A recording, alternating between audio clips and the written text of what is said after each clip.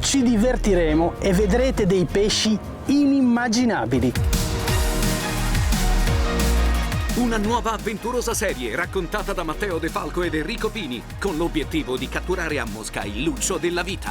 Ha una testa gigantesca! 102. E l'avventura continuerà fino a che non prenderemo un pesce grosso così. 130, dall'8 aprile ogni venerdì alle 21, in esclusiva su Pesca, canale 236.